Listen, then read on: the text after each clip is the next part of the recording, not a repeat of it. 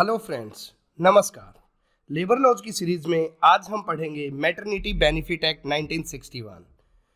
We'll look into the salient feature along with detailed provisions and penalties under the Maternity Benefit Act 1961. Maternity Benefit Act. It is a 1961 legislation that protects the employment of women at the time of her maternity.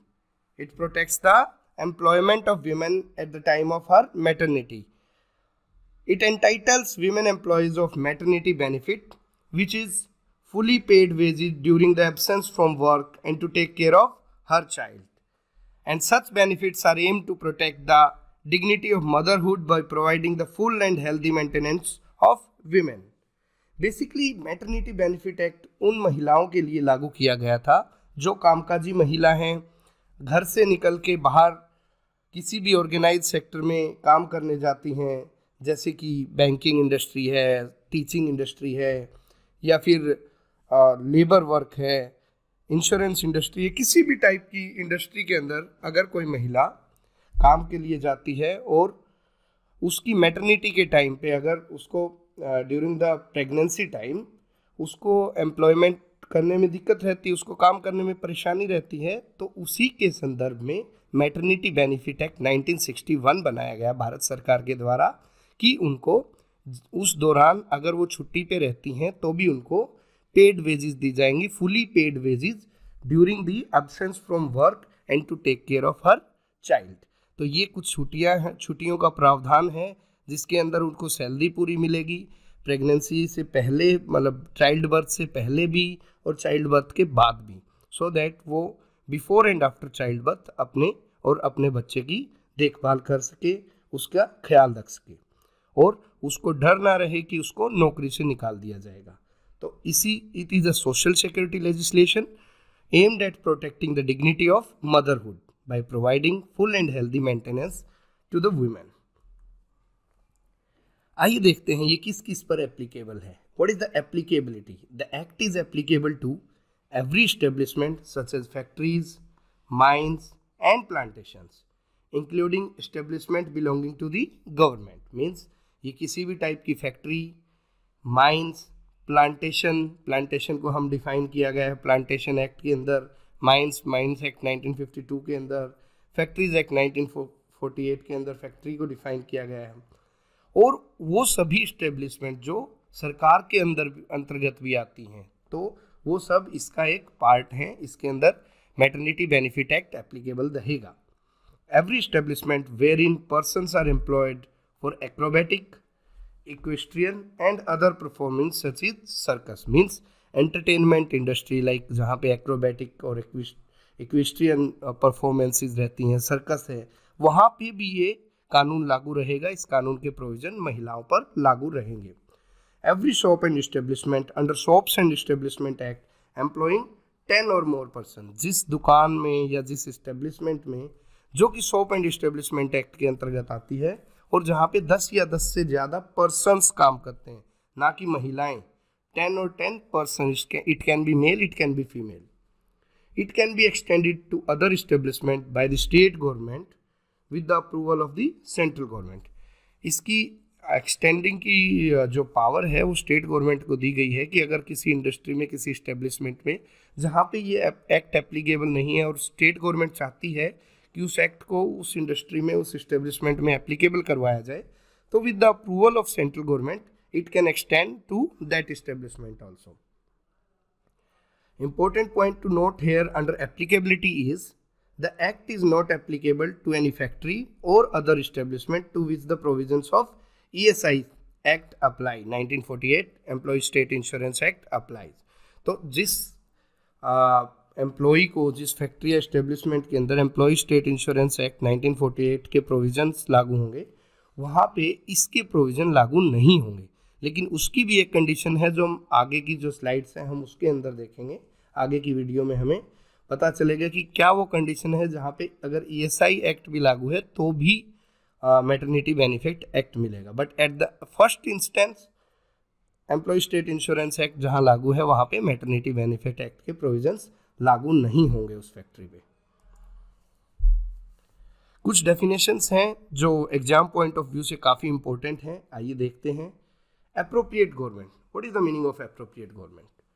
Appropriate government वहाँ होती है, just I told you earlier also, कि labour जो subject है it is in the 7th schedule of the constitution of India under concurrent list. 3 type की list होती हैं, union list, state list and concurrent list. Union list वो list होती है जहाँ पे central government has the power to frame laws by laws. तो state list वो होती हैं जहाँ पे स्टेट गवर्नमेंट के पास पावर होती है। तो यूनियन लिस्ट में जैसे बैंक है, डिफेंस है, तो वो जो नेशनल इम्पोर्टेंस के सब्जेक्ट हैं वहाँ पे सिर्फ यूनियन गवर्नमेंट ही एक्ट बना सकती है, कानून बना सकती है। स्टेट गवर्नमेंट जैसे एजुकेशन है, लॉ एंड ऑर्डर है, पुलिस है, ये सब स्टेट गवर्नमेंट के परव्यू में आते हैं। कुछ ऐसे सब्जेक्ट है दोनों यूनियन और स्टेट दोनों के परव्यू में आते हैं, but in case of any conflict union laws prevails, such as labour come under concurrent list. तो यहाँ पे स्टेट गवर्नमेंट भी एप्लीकेबल गवर्नमेंट रहती है, सेंट्रल गवर्नमेंट भी एप्लीकेबल गवर्नमेंट रहती है, और जिसको हम एप्रोप्रिएट गवर्नमेंट भी बोलते हैं। तो this is the meaning of appropriate government. तो किस इंडस्ट्री के लिए एप्रोप्रिएट गवर्नमेंट सेंट्रल गवर्नमेंट होगी, किस इंडस्ट्री के लिए एप्रोप्रिएट गवर्नमेंट स्टेट गवर्नमेंट होगी? आपने देखा होगा कि स्टेट लेबर कमिश्नर अलग होते हैं, सेंट्रल लेबर कमिश्नर अलग होते हैं, तो उनकी प्री डिफाइंड सेट ज्यूरिसडिक्शन होती है, वो एक दूसरे की ज्यूरिसडिक्शन क्रॉस नहीं करते। तो जिस ज्यूरिसडिक्शन में एप्रोप्रिएट गवर्नमेंट जो भी लागू होगी वहाँ का ही ऑफिसर वहाँ के लॉज को इम्प्लीमेंट करने की पावर रहेगी। तो for establishment being a mine, number 1, और an establishment wherein person are employed in exhibition of equestrian, acrobatic and other performances such as circus. तो सर्कस हुआ, माइंस हुई, वहाँ पे सेंट्रल गवर्नमेंट रहेगी। बाकी सब इस्टेब्लिशमेंट के लिए स्टेट गवर्नमेंट रहेगी। For any other establishment state government. तो इस एक्ट के अंदर सेंट्रल गवर्नमेंट का जो परव्यू है वो बहुत लिमिटेड दिया गया है, ठीक है। तो इसमें माइंस दिया गया है, सर्कस दिया गया है। तो ये 2 ऐसी हैं जहाँ पे central government will be the तो सेंट्रल गवर्नमेंट के केस के अंदर सिर्फ circus, mines, equestrian, acrobatic activities, इन्हीं के अंदर ही सेंट्रल गवर्नमेंट एप्रोप्रिएट गवर्नमेंट रहेगी। बाकी सब इस्टेब्लिशमेंट के लिए state government will be the appropriate government. Child की डेफिनेशन क्या है? Child includes a still born child, means child is who has taken birth also and who is a still born child, जो माँ के पेट के अंदर है, उसको भी हम चाइल्ड की डेफिनेशन में इस एक्ट को परव्यू के अंदर लेके आएंगे। What is commissioning mother? Commissioning mother means a biological mother who uses her egg to create an embryo implanted in any other woman. आपने एक चीज़ सुनी होगी, सरोगेसी का अभी कॉन्सेप्ट चल रहा था कुछ समय पहले, आपने करंट अफेयर्स में देखा होगा सरोगेट मदर। तो ये उसी से रिलेटेड कंसेप्ट है कि अगर कोई एक बायोलॉजिकल मदर जो रियल मदर होती है वो अपने एग्स यूज करके और एक एम्ब्रियो जो भ्रूण है वो अगर इम्प्लांट करती है किसी और वीमेन के पेट के अंदर to take care of her baby, तो that is known as commissioning mother, ठीक है।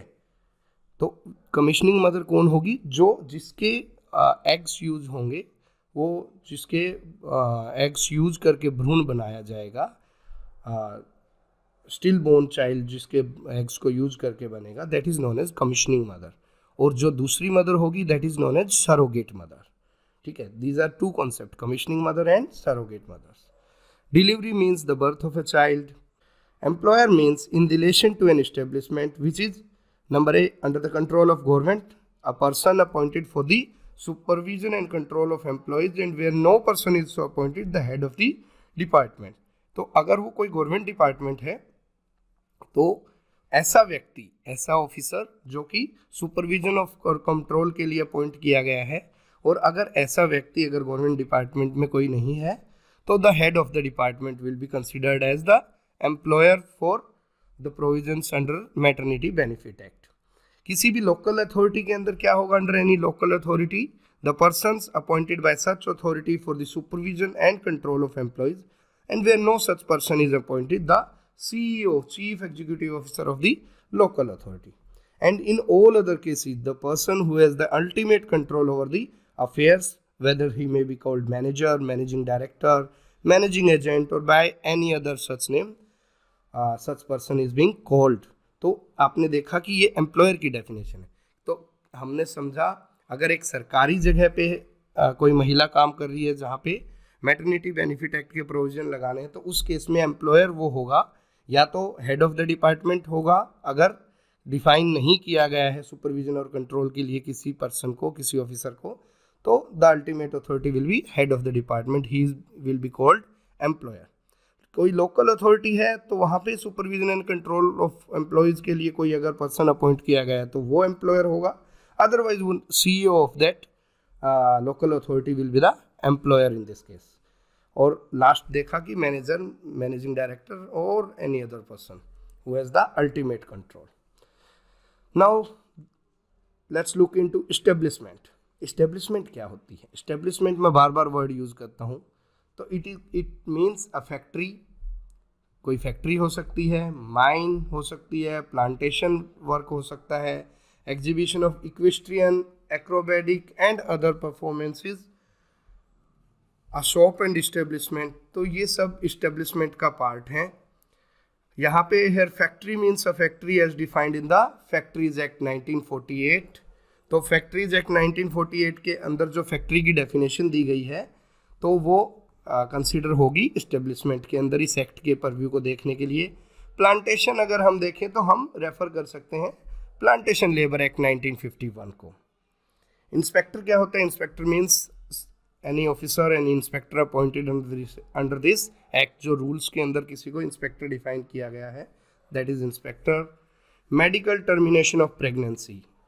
मेडिकल टर्मिनेशन ऑफ प्रेगनेंसी का मतलब है कि termination of pregnancy permissible under the provisions of medical termination of pregnancy act 1971। ये एक एक्ट बनाया गया था मेडिकल टर्मिनेशन ऑफ प्रेगनेंसी। अगर इसके परमिशेबल लिमिट्स में, परमिशेबल प्रोविजंस में अगर प्रेगनेंसी को टर्मिनेट किया जाता है, that is known as medical termination of pregnancy. Mines क्या होती है? Mines are defined under mines act 1952। Wages, आइए बहुत इंपॉर्टेंट कॉन्सेप्ट है। वेज क्या होती है? वेज मीन्स, हम नॉर्मल भाषा में बोलेंगे तो पगार, लेकिन पगार हुआ, सैलरी हुई, उसको इसके अंदर क्या इंक्लूड होता है, क्या नहीं होता है, इस एक्ट के मद्देनजर देखते हुए, तो wages means all remuneration paid और payable in cash to a women if the terms of the contract of employment, whether they have been expressed or implied, were fulfilled and includes cash allowances including dearness allowance and HRA, house rent allowance, and incentive bonus.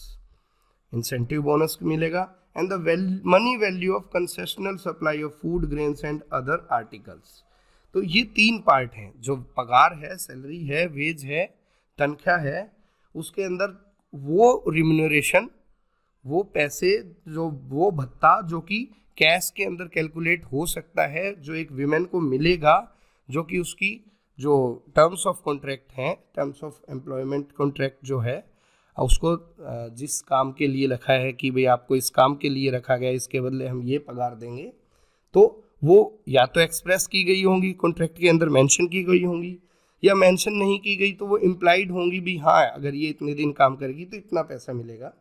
तो वो सब veg का part है और उसके अंदर include किया जाएगा अगर कोई डियरनेस अलाउंस या हाउस रेंट अलाउंस आपको मिलता है, ठीक है, महंगाई भत्ता, या फिर हाउस रेंट अलाउंस जो होता है, घर का किराया जो होता है, अगर वो मिलता है, या फिर इंसेंटिव बोनस मिलता है। इंसेंटिव बोनस मीन्स आपको कोई काम दिया गया, उसके बदले में आपने उसको जितना ज़्यादा काम किया उतना इंसेंटिव बोनस मिलेगा। मान लो आपने 5 आर्टिकल सेल किए, कुछ 5 चीज़ें सेल की, तो आपको 10 रुपये एक आर्टिकल का अगर बोनस, इंसेंटिव बोनस मिल रहा है, अगर 10 की तो उसका 20 रुपये मिल रहा है, तो वो भी एक वेज का पार्ट होगा।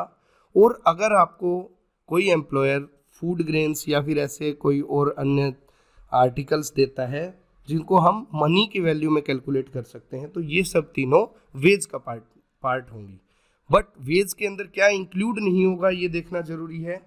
Number 1, any other bonus other than incentive bonus. Means अगर कोई कस्टमरी बोनस है, जैसे दिवाली पे बोनस दिया जाता है, कस्टमरी बोनस दिया जाता है, तो वो वेज का पार्ट नहीं होगा। हम उसको किसी इस एक्ट के प्रोविजन लगाने के लिए वेज के अंदर इंक्लूड नहीं करेंगे। ओवर टाइम अर्निंग, अगर वो ओवर टाइम काम करके अर्निंग करता है वो भी सैलरी का पार्ट नहीं माना जाएगा। और एनी डिडक्शंस और payment made on the account of fines, अगर कोई फाइन और डिडक्शन है वो भी वेज का पार्ट नहीं माना जाएगा। एनी कॉन्ट्रीब्यूशन पेड और payable by employer to any pension fund या प्रोविडेंट फंड, अगर ऐसा है वो भी वेज का पार्ट नहीं माना जाएगा।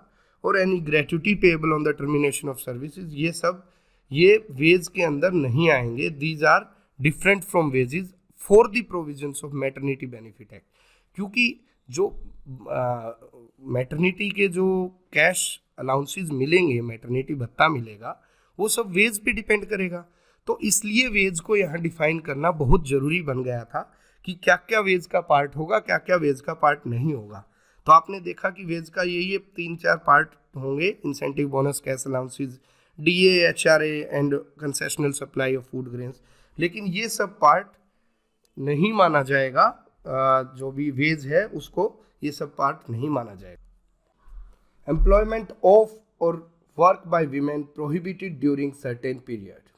Employment is totally prohibited during 6 weeks immediately following her delivery, miscarriage, medical termination of pregnancy. Means अगर वो किसी को चाइल्ड बर्थ देती है तो आफ्टर हर डिलीवरी, या फिर due to some mishappening उसका मिसकैरेज हो जाता है, या फिर मेडिकल टर्मिनेशन ऑफ प्रेगनेंसी, अगर बच्चा टर्मिनेट करते हैं जो प्रेगनेंसी को using some medical means under the medical termination of pregnancy act के प्रोविजंस को फॉलो करते हुए, तो आफ्टर दिस 3 थिंग्स 6 वीक्स की उसको एम्प्लॉयमेंट प्रोहिबिटेड है। उसको पेड लीव मिलेगी, उसको फुल वेजेस मिलेगी, 6 वीक तक उसके काम पर नहीं आना, उसको एम्प्लॉयमेंट पर नहीं आना। Any work of arduous nature or which involves long hours of standing is prohibited during the period of 1 month immediately preceding the period of 6 weeks before the expected delivery। कि मान लो एक्सपेक्टेड डेट ऑफ डिलीवरी है कुछ, उससे 6 week से पहले 1 महीने तक उसको ऐसा कोई काम नहीं मिलेगा जिसमें उसको बहुत ज़्यादा खड़ा रहना पड़े, या फिर शरीर के साथ बहुत ज़्यादा उसको हार्डशिप उठानी पड़े। जो भी वर्क हो वो आर्डस नेचर का हो, हैवी वेट जैसे लिफ्ट करना, ऐसा नहीं काम होना चाहिए। और any period during the said period of 6 week for which the pregnant women does not avail leave of absence, या तो वो एब्सेंट हो जाती है, या फिर अगर वो लीव ऑफ एब्सेंस अवेल नहीं करती है तो भी जो 6 वीक हैं प्रेग्नेंट वीमेन के 6 वीक्स हैं जो भी यहाँ पे आपने बताए थे, उसके अंदर भी उसको ऐसा कोई काम नहीं मिलेगा। मीन्स मान लीजिए 1 जनवरी को उसकी एक्सपेक्टेड डेट ऑफ डिलीवरी है, तो उससे 6 वीक पहले और उससे 6 वीक से 1 मंथ पहले, means overall we can say that 2.5 months before the expected date of delivery उसको ज़्यादा खड़ा रहने वाला है, या फिर ज़्यादा हैवी वर्क नहीं मिलेगा, हैवी नेचर ऑफ वर्क उसको नहीं दिया जाएगा प्रेग्नेंट और टू बी प्रेग्नेंट वीमेन को, प्रेग्नेंट वुमेन को और एक्सपेक्टेड वीमेन को। तो ये है एम्प्लॉयमेंट ऑफ और work by women prohibited during certain period. Right to payment of maternity benefit, जो पेमेंट है मैटरनिटी बेनिफिट की, उसके लिए क्या क्या प्रोविजंस है। Every women shall be entitled to the payment of maternity benefit at the rate of average daily wage for the period of her actual absence. जो उसकी एक्चुअल एब्सेंस रहेगी तो एवरेज जो डेली वेज थी जब वो काम करती थी, तो उसकी जो एवरेज डेली वेज थी उसी रेट से उसको पैसा मिलेगा, जो कि मैटरनिटी बेनिफिट एक्ट के प्रोविजन के तहत भी अगर वो एब्सेंट रहती है प्लेस ऑफ वर्क से। A women shall be eligible to maternity benefit only when she has worked for a minimum of 80 days in last 12 months immediately preceding the date of her expected delivery. This period of 80 days includes the days for which she has been laid off or was on a holiday declared under any law. Means ये सब provision जो payment पाने के लिए maternity benefit act के तहत average daily veg की full wages पाने के लिए मिनिमम एक ही कंडीशन ज़रूरी है कि उस वीमेन को मिनिमम लास्ट 12 मंथ के अंदर मिनिमम 80 डेज काम किया होना चाहिए किसी इस्टेब्लिशमेंट में, और ये 80 डेज वो डेज भी इंक्लूड करेंगे जब उसको ले ऑफ किया गया था या फिर वो किसी भी लॉ के तहत छुट्टी अगर डिक्लेयर्ड हॉलीडे था, उस हॉलीडे को अगर उसने उस पे वो छुट्टी पे थी तो वो भी माना जाएगा, उस 80 डेज के अंदर काउंट होगा। या फिर वो ले ऑफ की गई थी under the provision of industrial dispute act, अगर वो काम पे आई बट उसको काम पे नहीं लिया गया, हाँ उसको ले ऑफ किया गया, तो वो ले ऑफ पीरियड भी इंक्लूड होगा 80 डेज को कैलकुलेट करने में। तो लास्ट के 12 महीने के अंदर अगर किसी महिला ने 80 दिन किसी इस्टेब्लिशमेंट में काम किया है तो उसका एम्प्लॉयर उसको मैटरनिटी बेनिफिट की पेमेंट प्रोवाइड करेगा, जो कि उसी रेट से होगी जो कि उसकी एवरेज डेली वेज रेट था जब वो काम करती थी। तो the average daily veg means the average of 3 calendar months immediately preceding the date from which she absents herself on account of maternity।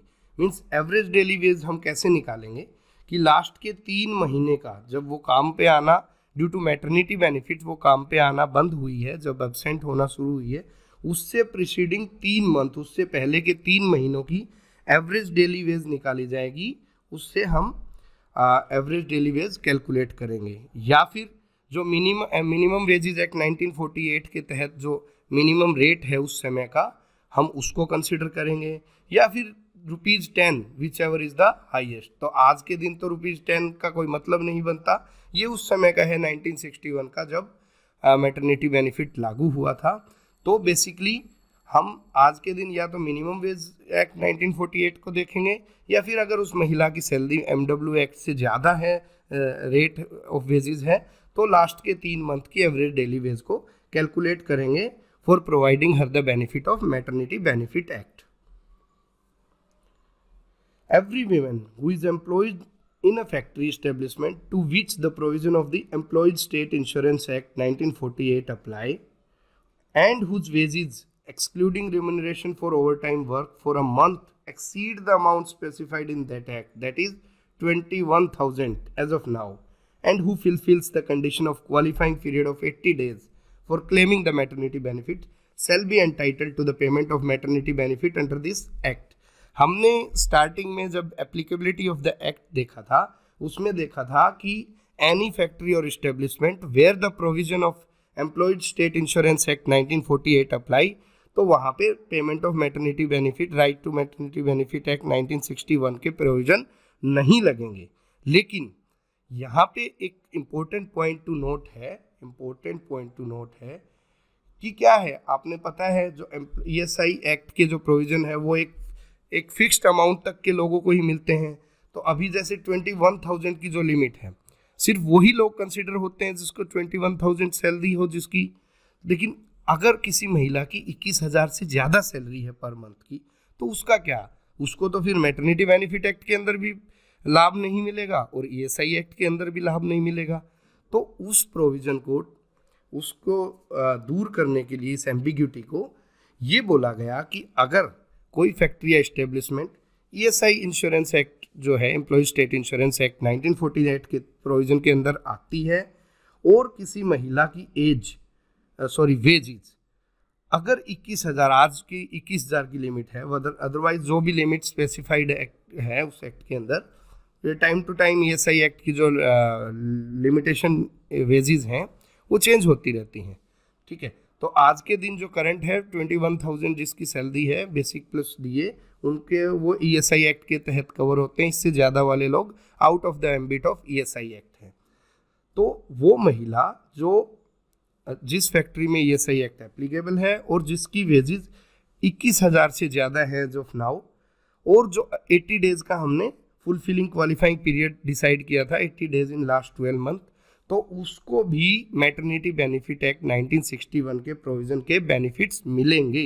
ये this is a very important point to note कि a women who is working in a factory where the provision of ESI act 1948 apply but whose wages are more than the amount specified in that act which is 21,000 now and who fulfills the condition of 80 days of work in last 12 months shall be entitled to payment of maternity benefit act under this act, where the nature of work is such that it can be performed from home। ये work from home का concept यहाँ पे देखने को मिलेगा हमें। The employer may allow her to do so after availing the maternity benefit for such period and on such condition as the employer and women may mutually agree. कि अगर किसी महिला का ऐसा नेचर ऑफ वर्क है, मान लो कोई accounts का काम है, which she can use her laptop at her home, और वो वहाँ से इजीली काम कर सकती है, तो ये बोला गया है कि जहाँ पे ऐसे नेचर ऑफ वर्क है जहाँ से महिला जो प्रेग्नेंट वुमेन थी या जिसने डिलीवरी की वो घर से भी काम कर सकती है, that can be perform from home. तो एम्प्लॉयर वीमेन म्यूचुअली एग्री करके वो जो पीरियड है, कुछ ऐसा पीरियड जहाँ पे उनको एग्री रहते हैं, तो वो घर से भी काम कर सकती है, वर्क फ्रॉम होम कर सकती है। ये प्रोविज़न अमेंडमेंट करके डाला गया था। As per the amendment in 2017, ये वो प्रोविजन भी 2017 का अमेंडमेंट करके डाला गया था, और ये अभी कुछ और अमेंडमेंट हुआ था, वो देखते हैं। As per the amendment in 2017, the period of paid maternity leave, that is we can also say that maternity benefit that a women employ is entitled to has been increase from 26 week from 12 weeks. पहले maternity benefit act का 12 week की छुट्टियां मिलती थी या 12 week की payment मिलती थी 12 वीक के एवज में, जो कि बढ़ा के 26 वीक कर दी गई है। मीन्स अब करीबन 6 महीने तक छुट्टियां मिलती हैं और मैटरनिटी बेनिफिट मिलते हैं, पेड मैटरनिटी लीव बोल सकते हैं, मिलते हैं। Further the act previously allowed pregnant women to avail maternity benefit only for 6 weeks prior to the date of expected delivery। पहले क्या था, जो पेड लीव थी वो अगर एक्सपेक्टेड डेट ऑफ डिलीवरी थी चाइल्ड बर्थ की, उससे 6 वीक पहले तक वो मैटरनिटी बेनिफिट में या मैटरनिटी पे जा सकती थी लीव पे। Now this period has been increase to 8 weeks. अब इस 6 वीक को बढ़ा के 8 वीक कर दिया गया है। But this amendment of increased maternity benefit is only for the first 2 children. सिर्फ पहले 2 बच्चों के लिए ही ये जो बेनिफिट है, इंक्रीज्ड बेनिफिट है, ये लागू होंगे। 2 से ज़्यादा तीसरा या चौथा बच्चा होगा तब ये बेनिफिट लागू नहीं होंगे। तब उस केस में उसको 6 वीक प्रायर परमिशन ही रहेगी लीव लेने की। Notice of claim for maternity benefit, कि अगर मैटरनिटी बेनिफिट किसी महिला को लेना है तो कैसे एम्प्लॉयर को नोटिस दे सकती है उसका क्लेम लेने के लिए। Any women employed in an establishment and entitled to maternity benefit under the provision of this act may give notice in writing।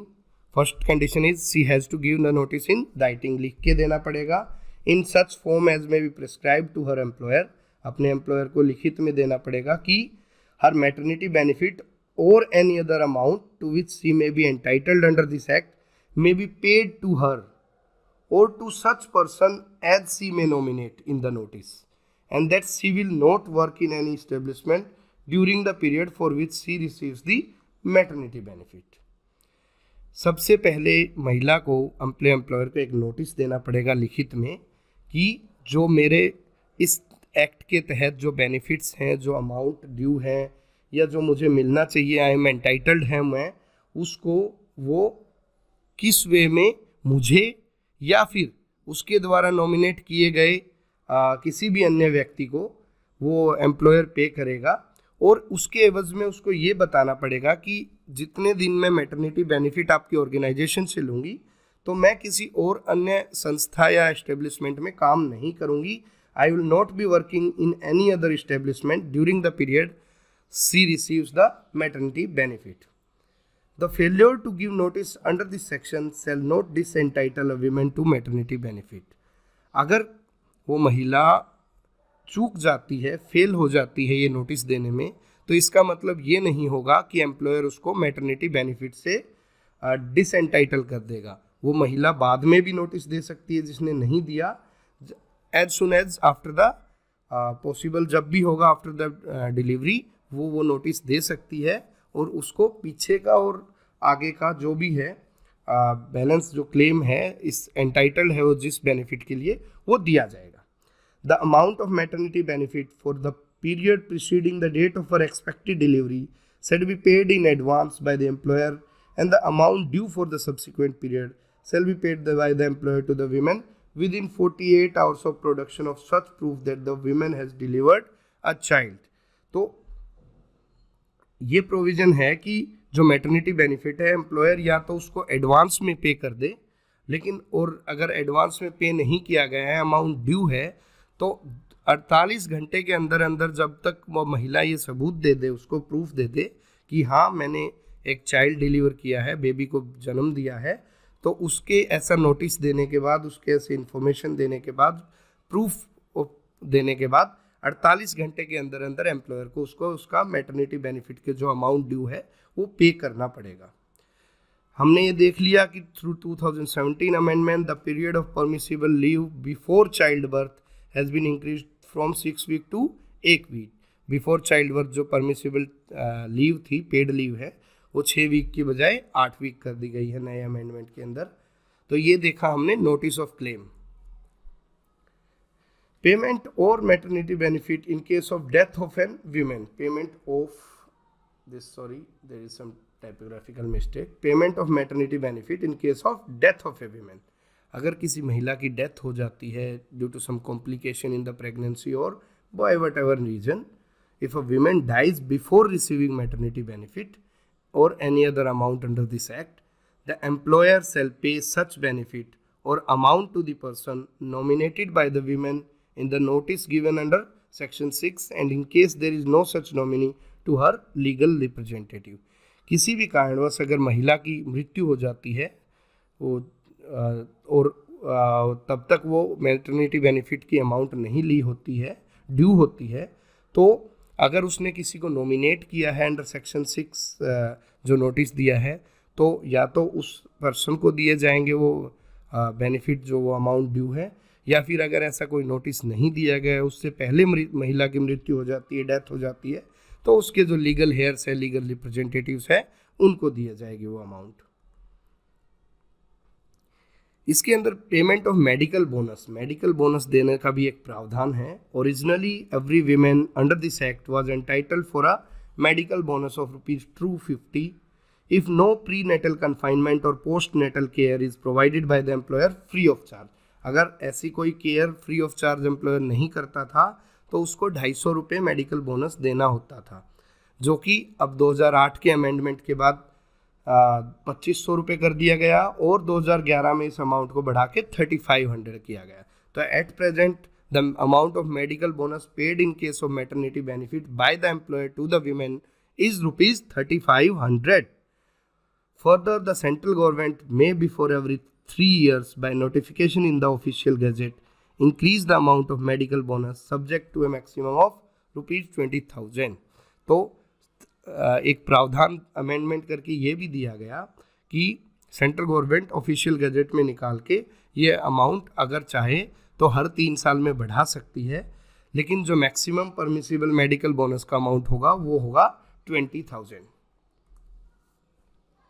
Creche facility. Every establishment having 50 or more employees are required to have a mandatory crèche facility and the women covered under this act shall be allowed 4 visits a day to the crèche, which will include the interval for rest allowed to her। अगर किसी भी establishment, factory या संस्था में 50 या 50 से ज़्यादा employee काम करते हैं, एम्प्लॉई नॉट वीमेन एम्प्लॉय, कोई भी एम्प्लॉई काम करते हैं, तो वहाँ पे मैंडेटरी क्रेच फैसिलिटी होती है जहाँ पे बच्चों का पालन पोषण किया जा सके। एक रूम बनाया जाता है या एक वहाँ पे बच्चों के बैठने की, लेटने की, खेलने की कई तरह की सुविधाएं दी जाती है, बेबी फीडिंग की सुविधाएं दी जाती हैं। तो ऐसी एक फैसिलिटी एम्प्लॉयर को बना के देनी पड़ेगी और जो विमेन इस एक्ट के तहत कवर होती हैं उनको एक दिन में 4 विजिट वो कर सकती है, वहाँ पे अपने बच्चे को संभालने जा सकती है, ठीक है। Which will include the interval for rest allowed to her, और जो उसके अंदर इंटरवल, रेस्ट का जो इंटरवल होता है बीच में, वो भी इंक्लूड किया जाएगा। तो एक क्रेच फैसिलिटी जाने की एक महिला को 4 विजिट्स अलाउड हैं। Dismissal during the absence due to pregnancy बहुत ही इंपॉर्टेंट प्रोविजन है। Where a women absents herself from work in accordance with the provision of this act, it shall be unlawful for her employer to discharge or dismisses her during or on account of such absence, or to give notice of discharge or dismissal or to deprive her from medical bonus। कहने का मतलब ये रहा कि अगर कोई women इस act के प्रोविज़न के तहत अपने आप को अब्सेंट करती है, अपने घर पे रहती है बच्चे की देखभाल के लिए या बिफोर चाइल्ड बर्थ, तो और उसके एवज में अगर एम्प्लॉयर उसको डिसमिसेस या डिस्चार्ज कर देता है ड्यूटीज़ से कि भाई तूने एब्सेंट क्यों रही या तू बिना नोटिस दिए एब्सेंट क्यों रही, तो और या फिर उसको मेडिकल बोनस नहीं देता है, तो ये अनलॉफुल है, ये इलीगल है under the provision of this act. और जो वीमेन जिसके खिलाफ ये हुआ है वो अपील कर सकती है to the authority within 16 days from the deprivation और डिस्चार्ज और डिसमिसल, एंड द अथॉरिटी का जो डिसीजन रहेगा, the decision of the authority shall be final. तो मीन्स जो मैटरनिटी बेनिफिट के तहत अगर कोई महिला अपने आप को एब्सेंट करती है या फिर नोटिस नहीं देती है तो एम्प्लॉयर को निकालने का अधिकार नहीं है। अगर ऐसा वो करता है तो उस पर कार्रवाई की जाएगी और इसकी अपील अथॉरिटी के पास 60 दिन के अंदर लगाई जा सकती है।